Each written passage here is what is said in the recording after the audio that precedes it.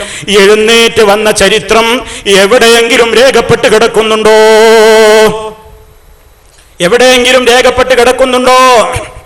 മഹാനായ അബൂബക്കർ സിദ്ദീഖ് റളിയല്ലാഹു അൻഹു, ആ സിദ്ദീഖുൽ അക്ബർ റളിയല്ലാഹു അൻഹുവിന്റെ മുമ്പിലേക്ക് പുന്നാര നേതാവ് വഫാത്തിന്റെ ശേഷം ഒരിക്കലെങ്കിലും ഖബറിൽ നിന്ന് ഇറങ്ങി വന്നോ? ആ കൈയൊന്ന് ഉയർത്തിക്കൊടുത്തോ? ഉമർ ഖത്താബ് റളിയല്ലാഹു അൻഹുവിനെ കണ്ടോ? ഉസ്മാൻ റളിയല്ലാഹു അൻഹു എന്ന പുതിയാപ്പിളയെ കണ്ടുവോ? അലി റളിയല്ലാഹു അൻഹു എന്ന മരുമകനെ പുതിയാപ്പിളയെ കണ്ടുവോ? കരളിന്റെ കഷ്ടമാണ് ഫാത്തിമ എന്ന് പറഞ്ഞ കരളിന്റെ കഷ്ടമായ സ്വന്തം മകൾ അവിടുത്തെ വഫാത്തിന്റെ ശേഷം 6 മാസക്കാലം ജീവിച്ചില്ലേ? പുന്നാര നേതാവിന്റെ വേർപാടിൽ ദുഃഖിച്ചുകൊണ്ട് തന്നെ ആ ബീവിയെ കാണാൻ വന്നോ മുത്ത മുസ്തഫ? അവിടുത്തെ പ്രിയപ്പെട്ട ഭാര്യ, ചെറുപ്പക്കാരിയായിരുന്ന ഭാര്യ, നമ്മുടെ എല്ലാവരുടെയും ഉമ്മയായ ആയിഷ റളിയല്ലാഹു അൻഹാ, പുന്നാര നേതാവിനെ ഖബറടക്കിയിട്ടുള്ള റൂമിന്റെ തൊട്ടപ്പുറത്തെ റൂമിൽ കഴിയുന്ന ബീവി ആയിഷ റളിയല്ലാഹു തആല അൻഹാ ജീവിതത്തിൽ ഒരിക്കലെങ്കിലും പ്രിയപ്പെട്ട ഭർത്താവിനെ, ലോകത്തിന്റെ റസൂലിനെ ഒരിക്കലെങ്കിലും ഒന്ന് കാണാൻ, അവിടുത്തെ കൈയൊന്ന് പുറത്ത് കിട്ടിയിട്ടെന്ന് ഉമ്മ വയ്ക്കാൻ, അവിടുത്തോടൊന്ന് സംസാരിക്കാൻ അവസരം കിട്ടിയതായി ചരിത്രത്തിൽ എവിടെയെങ്കിലും ഉണ്ടോ? ബീവി ഫാത്തിമയെ കാണാൻ വരാത്ത, ആയിഷ ബീവിയെ കാണാൻ വരാത്ത, സിദ്ദീഖുൽ അക്ബറിനെ കാണാൻ വരാത്ത, ഉമർ ഖത്താബ് റളിയല്ലാഹു അൻഹുവിനെ കാണാൻ വരാത്ത, ഉസ്മാൻ ഇബ്നു അഫ്ഫാൻ റളിയല്ലാഹു അൻഹുവിനെ കാണാൻ വരാത്ത, അലി റളിയല്ലാഹു തആല അൻഹുവിലേക്ക് കൈ ഉയർത്തിയിട്ടില്ലാത്ത പുന്നാര നേതാവതാ എത്രയോ നൂറ്റാണ്ടുകൾക്ക് ശേഷം ഇന്നും ചില ആളുകൾ വിശ്വസിക്കുന്നു അവര് സുന്നത്ത് ജമാഅത്തുകാരാണ് പോലും, അവർ അഹ്ലു ബൈത്തുകാരാണ് പോലും. അവര് വിശ്വസിക്കുന്നു പുന്നാര നേതാവിന്റെ തറവാട്ടിൽ പിൽക്കാലത്ത് വന്ന അഹ്മദുൽ കബീർ റിഫായി, ആ റിഫായി ശൈഖിന്റെ മുമ്പിലേക്ക് പുന്നാര നേതാവ് ഖബർ പൊട്ടി പിളർന്നുകൊണ്ട് പുറത്തേക്ക് വന്നു. നിങ്ങളൊന്ന് ചിന്തിച്ചു നോക്കൂ. മുജാഹിദ് വിരോധം മാറ്റിവെച്ചിട്ട് സത്യത്തിന്റെ ശബ്ദത്തിലേക്കൊന്ന് ശ്രവിക്കൂ പുന്നാര സഹോദര സഹോദരി. ഫാത്തിമ ബീവിയുടെ നേരെ കൈപൊക്കിയിട്ടില്ലാത്ത, ആയിഷ ബീവിക്ക് കൈനീട്ടി കൊടുത്തിട്ടില്ലാത്ത മഹാന്മാരായ ഒരൊറ്റ സഹാബത്തിന്റെ നേരെയും കൈ ഉയർത്തി കാണിച്ച് വഫാത്തിന്റെ ശേഷം അത്ഭുതം കാണിച്ചിട്ടില്ലാത്ത മഹാനായ ഇമാം അബൂ ഹനീഫ റഹ്മത്തുള്ളാഹി അലൈഹിക്കോ, ഷാഫി ഇമാം റഹ്മത്തുള്ളാഹി അലൈഹിക്കോ, ഇമാം മാലിക് റഹ്മത്തുള്ളാഹി അലൈഹിക്കോ, അഹ്മദ് ഇബ്നു ഹംബൽ റഹ്മത്തുള്ളാഹി അലൈഹിക്കോ ഇന്ന് വരെ ആ ഖബറിൽ നിന്ന് കൈ കൊടുത്തിട്ടില്ലാത്ത പുന്നാര നേതാവ് കൈ കൊടുത്തു പോലും. എന്താ കൈ കൊടുക്കാൻ കാരണം?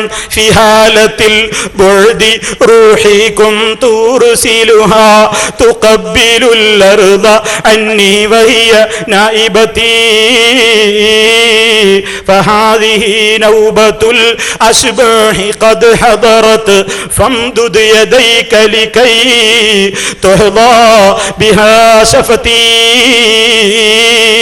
പുന്നാര നേതാവിന്റെ ഖബറിന്റെ മുമ്പിൽ ചെന്നുകൊണ്ട് എത്രയോ കാലങ്ങൾക്ക് ശേഷം വന്ന അഹ്മദുൽ കബീർ റിഫായി എന്ന മനുഷ്യൻ പറയുന്ന പോലും എത്രയോ കൊല്ലമായി പുന്നാര നേതാവിന്റെ ഖബർ ശരീഫിലേക്ക് എന്റെ റൂഹാണ് സിയാറത്തിന് വരാറുള്ളതെങ്കിൽ ഇതാ ഫഹാദിഹി നൗബത്തുൽ അശ്ബാഹി, ഈ ശരീരത്തോടെ തടിയോടെ റൂഹോടുകൂടി അങ്ങയുടെ തിരുഹദറത്തിലിതാ അഹ്മദുൽ കബീർ വന്നിരിക്കുകയാണ്.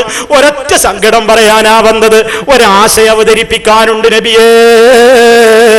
അതെന്താണ് സങ്കടമെന്നോ? ഫംദുദ് യദൈക ലികൈ തുഹ്ദാ ബിഹാ ശഫതി, അവിടുത്തെ തിരുകരങ്ങളൊന്ന് ഉയർത്തിത്തരണം ഈ അഹ്മദുൽ കബീറിന്, ഒന്ന് പൊക്കി കാണിച്ചു തരണം അവിടുത്തെ തിരുകൈകൾ. ഞാനൊന്ന് മുത്തട്ടെ, എന്റെ ചുണ്ടുകൾ കൊണ്ടൊന്ന് ചുംബനം നടത്തട്ടെ. ഈ 2 വരികളങ്ങ് പുന്നാര റസൂല് കേട്ടപ്പോ അവിടുത്തെ ശറഫാക്കപ്പെട്ട ഇരു കൈകളും ആ ഖബറിൽ നിന്ന് പുറത്തേക്ക് ഇട്ട് കൊടുത്തു എന്നും അല്ല, അഹ്മദുൽ കബീറിന്റെ മുമ്പിലേക്ക് പുന്നാര റസൂല് തന്നെ ഖബറിൽ നിന്ന് എഴുന്നേറ്റ് വന്നിട്ട് ഓ മോനെ അഹ്മദുൽ കബീർ എന്നും പറഞ്ഞ് കെട്ടിപ്പിടിച്ച് മുത്തമിട്ടുകൊണ്ട് ഖബറിലേക്ക് തിരിച്ചുപോയി എന്ന് എഴുതിവിട്ട മുസ്ലിം കേരളത്തിലെ പണ്ഡിതന്മാർ, അത് വിശ്വസിക്കുന്ന പണ്ഡിതന്മാർ, അത് പ്രചരിപ്പിക്കുന്ന പണ്ഡിതന്മാർ, അവരാണ് ഈ സമുദായത്തിന്റെ നേതാക്കന്മാരെന്ന് മഹത്വം പറയുന്ന നേതാക്കന്മാർ. ആലോചിച്ചു നോക്കിയോ പ്രിയപ്പെട്ടവരെ, ഇത് ഇസ്ലാമാണോ? ഇത് മുസ്ലിമിന്റെ വിശ്വാസമാണോ? സിദ്ദീഖുൽ അക്ബർ റളിയല്ലാഹു അൻഹുവിന്റെ അടുത്തേക്കിനേക്കാൾ മഹത്വമാണോ അഹ്മദുൽ കബീർ റിഫായിക്ക്? ഉമർ ഖത്താബ് റളിയല്ലാഹു അൻഹു കരഞ്ഞിട്ടില്ലേ പലപ്പോഴും? ഉമ്മു ഐമൻ ബീവി റളിയല്ലാഹു തആല അൻഹയുടെ മുമ്പിലേക്ക് അതാ അബൂബക്കർ സിദ്ദീഖ് റളിയല്ലാഹു തആല അൻഹു സന്ദർശനത്തിന് പോകുന്നു. ഉമർ ഖത്താബ് റളിയല്ലാഹു അൻഹുവും കൂടെ കൂടുന്നു. മഹാനായ നബി സല്ലല്ലാഹു അലൈഹി വസല്ലമിനോട് ഏറെ ആത്മബന്ധം പുലർത്തിയിരുന്ന ഉമ്മു ഐമന്റെ അടുക്കലേക്ക് കയറി ചെന്നപ്പോ പുന്നാര നേതാവിന്റെ ഏറ്റവും പ്രിയപ്പെട്ടവനായിരുന്ന ആ ഉമ്മു ഐമൻ ബീവി റളിയല്ലാഹു അൻഹാ സിദ്ദീഖുൽ അക്ബർ റളിയല്ലാഹു അൻഹുവിനെ കണ്ടപ്പോ, ഉമർ ഖത്താബ് റളിയല്ലാഹു അൻഹുവിനെ കണ്ടപ്പോ പൊട്ടിക്കരയുന്നു. സങ്കടം കൊണ്ട് കണ്ണുനീര് ചാരിട്ടൊഴുകുന്നു. ഉമർ ഖത്താബ് റളിയല്ലാഹു അൻഹു ചോദിക്കുന്നു, എന്തിനാ ഉമ്മ കരയുന്നത്? എന്തിനാണ് കരയുന്നത്? അവിടുന്ന് പറഞ്ഞതെന്താണ്? ആ നേതാവിന്റെ പേര് പറയാനല്ലാതെ പരലോകത്ത് നിന്ന് ഇനിയൊരു വഹീ ഭൂമിയിലേക്ക് ഇറങ്ങാനില്ലല്ലോ, അവിടുത്തെ കാണാനാവില്ലല്ലോ. ആ സങ്കടം പങ്കുവെക്കുകയാണ് സഹാബാ കിറാം. ഇന്നിവർക്കൊരു പ്രശ്നമല്ലല്ലോ പണ്ഡിതന്മാരെ കാണാൻ റസൂലുള്ള വരുന്നു പോലും, പണ്ഡിതന്മാരുടെ വീട്ടിലിരുന്നു കൊണ്ട് ഒരുമിച്ച് കഞ്ഞി കുടിക്കുന്നു പോലും വെറുതെ എന്തെങ്കിലും പറയുന്നതല്ല. കിതാബുകൾ ഇവർ വലിയ സുന്നത്ത് ജമാഅത്തിന്റെ ആളുകളെന്ന് പറഞ്ഞുകൊണ്ട് കൊണ്ടു നടക്കുന്ന, പ്രഘോഷിപ്പിക്കപ്പെടുന്ന, അതുപോലെ തന്നെ പ്രചരിപ്പിക്കപ്പെടുന്ന മഹാന്മാരെന്ന് മുദ്രകുത്തപ്പെടുന്നവർ അവരുടെ കരങ്ങൾ കൊണ്ട് എഴുതിവിട്ട കിതാബുകളിൽ പറയുന്നു, വലിയ വലിയ പണ്ഡിതന്മാരുടെ കൂടെ ഇരുന്ന് ഭക്ഷണം കഴിക്കാൻ വന്നു. നോക്കണം നിങ്ങൾ, ആ പുന്നാര നേതാവിനെ വിളിച്ചാൽ വിളിപ്പുറത്ത് നബിയുണ്ട്. 10,000 കൂടുന്ന മീലാദ് സദസ്സിന്റെ വേദികളിൽ വെച്ച് റസൂലുള്ളാഹിനോട് പറയുകയാണ്, ഓ നബിയേ, അങ്ങ് ഞങ്ങളുടെ മജ്ലിസ് കണ്ടല്ലോ, തൃപ്തിയായില്ലേ നബിയേ? അങ്ങേക്ക് തൃപ്തിയായില്ലേ നബിയേ? ഞങ്ങൾ ഈ മദ്ഹ് പറയുന്നത് കേട്ടിട്ട് അങ്ങേക്ക് തൃപ്തിയായില്ലേ? ഞങ്ങളെ പറ്റി തൃപ്തിയായോ നേതാവേ? ഞങ്ങളുടെ മജ്ലിസ് കണ്ടില്ലേ? അതുകൊണ്ട് ഞങ്ങളിലേക്ക് നോക്കൂ, ഞങ്ങളുടെ സങ്കടം കേൾക്കൂ. ഖുദ് ബിയദീ അദ്രിക്നി യാ റസൂലല്ലാഹ്. മദ്ഹ് റസൂലിന്റെ വേദികളിൽ വെച്ച് 10,000 സാക്ഷി നിർത്തിക്കൊണ്ട് വലിയ മാന്യന്മാരെന്ന് പറയുന്നവർ, താജുൽ ഉലമമാരെന്ന് പറയുന്നവർ, ഖമറുൽ ഉലമമാരെന്ന് പറയുന്നവർ, സമുദായത്തിന്റെ നെടും തൂണുകളെന്ന് വിലയിരുത്തപ്പെടുന്നവർ ആയിക്കോട്ടെ, വിരോധമില്ല. പക്ഷേ ലോകത്തിന്റെ നേതാവായ മുത്ത് മുസ്തഫയെ സംബന്ധിച്ച് സ്വഹാബത്ത് വിശ്വസിച്ചതിലപ്പുറം നിങ്ങൾ വിശ്വസിച്ചാൽ നിങ്ങൾക്കുള്ള സ്ഥാനം ഞങ്ങൾക്കറിയാം എവിടെയാണ് നാഥൻ പറഞ്ഞതെന്ന്. അത് അടിയുറച്ച് വിശ്വസിക്കുന്നവരാണ് ഞങ്ങൾ. ആ റബ്ബിന്റെ റസൂലിന്റെ കൂടെ കഴിയാൻ ഭാഗ്യം കിട്ടിയ സ്വഹാബത്തിനില്ലാത്ത ഒരു വിശ്വാസം ആര് കൊണ്ടുവന്നാലും ഫഹുവ റദ്ദുൻ, കൊണ്ടുവന്നവനെയും തള്ളിക്കോ, കൊണ്ടുവന്ന വിഷയത്തെയും തള്ളിക്കോ. അത് പഠിപ്പിച്ച മുത്തുനേതാവിന്റെ അവിടുത്തോട് മഹബത്ത് വെക്കുന്നവരാണ് പാവപ്പെട്ടവരായ ഞങ്ങൾ. അതുകൊണ്ട് തുറന്നു പറയുന്നു, നബി സല്ലല്ലാഹു അലൈഹി വസല്ലം അവിടുന്ന് ഉന്നതമായ ജീവിതത്തിലാണ്.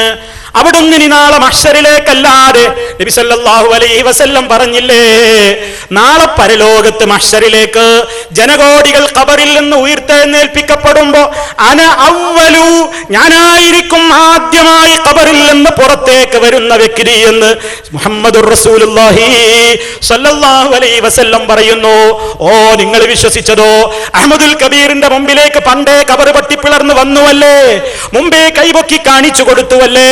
എങ്കിൽ ഞങ്ങളെ നേതാവ് പുന്നാര ഹബീബ് ഞങ്ങളെ പഠിപ്പിച്ചത് ആദ്യമായി ഖബറിൽ നിന്ന് പുറത്തേക്ക് വരുന്നത് ഞാനായിരിക്കുമെന്ന് മഹാനായ മുഹമ്മദുർ റസൂലുള്ളാഹി സ്വല്ലല്ലാഹു അലൈഹി വസല്ലം പറയുമ്പോ ആ നേതാവിനെ വിളിച്ചുകൊണ്ട് മദ്ഹുർ റസൂലിന്റെ വേദികളിൽ വെച്ച് നിങ്ങൾ പറയുന്നുവെന്ന്, ഓ നേതാവേ, യാ സയ്യിദ സാദാതി ജിഅ്തുക ഖാസിദാ അർജു ഹിമാക ഫലാ തുഖയ്യിബ് മഖ്സദി ഖദ് ഹല്ല ബി മാ ഖദ് അലിംത മിനൽ അദാ വൽളുൽമി വൽളുഅഫി ശദീദി ഫഅസ്ഇദി.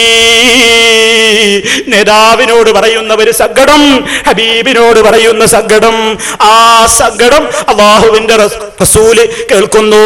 സങ്കടം പറയുന്നവനെ കാണുന്നു, സങ്കടം പറയുന്നവന്റെ വിശേഷം അറിയുന്നു. ആ നിലക്ക് വിളിച്ചു പ്രാർത്ഥിക്കുമ്പോ അല്ലാഹുവിനെ പോലെ കേൾക്കുന്നു, കാണുന്നു, അറിയുന്നു. ഈ ചിന്താഗതിയിലേക്ക് മനുഷ്യരെ ഉയർത്താൻ അല്ലാഹ് എവിടെയാ അനുവാദം തന്നത്? അല്ലാഹുവിന്റെ കലാം ബയാൻ ചെയ്തു തന്ന ലോകത്തിന്റെ ഏറ്റവും വലിയ കാരുണ്യത്തിന് വേണ്ടി അയക്കപ്പെട്ട തിരുദൂതർ മുഹമ്മദുർ റസൂലുള്ളാഹി എവിടെയാണ് അനുവാദം തന്നത്? മുസ്ലിമേ, കക്ഷിഭേദമില്ലാതെ ഒന്ന് ചിന്തിച്ചോളൂ. ശാശ്വതമായ വിജയം വേണ്ടേ? അതിനാവശ്യമായ ഏകദൈവ ആരാധനയുടെ പ്രധാനപ്പെട്ട ഭാഗങ്ങളാ പറഞ്ഞുകൊണ്ടിരിക്കുന്നത്.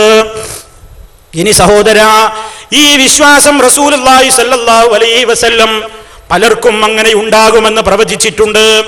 പലരും